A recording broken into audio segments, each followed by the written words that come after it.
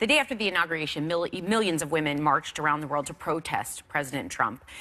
Many were offended by some of the things he said along the way, but how did you remedy this as a woman? Did any of this resonate with you? Well, first, I'm an American. I'm a very proud American, so let's start with that. And I know people like to put labels. Omarosa's black, she's a woman, she's this. I'm an American first. And seeing those women march last week, it made me very proud. It's one of the most important fundamental rights that we have in this country. That's right. The right to assemble, the freedom of speech, and the right to protest. I love seeing that. Number And one. there is a march going on.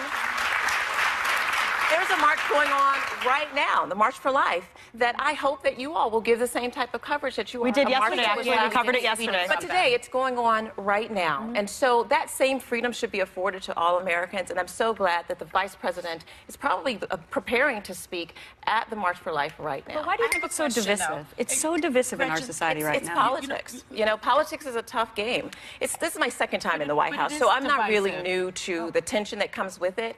What's new to me is just this desire to paint Donald Trump with this negative brush without giving him a chance to do what he said he's Can going I to just do. ask you this?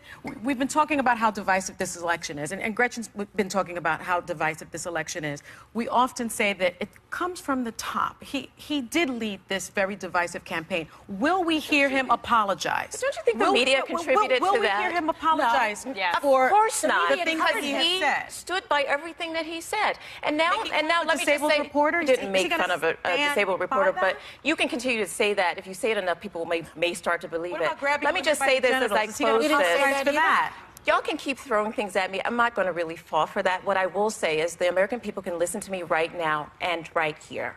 We are committed to making this country the best it's going to be. We're not going to look in the past. We're going to look forward and put this country first. And that's what's not been happening in the last 8 years. We're going to put America first. We're going to put people back to work. We're going to make sure people are safe. And that's what this president is about. Same as you, This is Omarosa. a table for you all to negotiate things that you want to talk about from the past. But I now work for this country. Yes. And I take my job very seriously.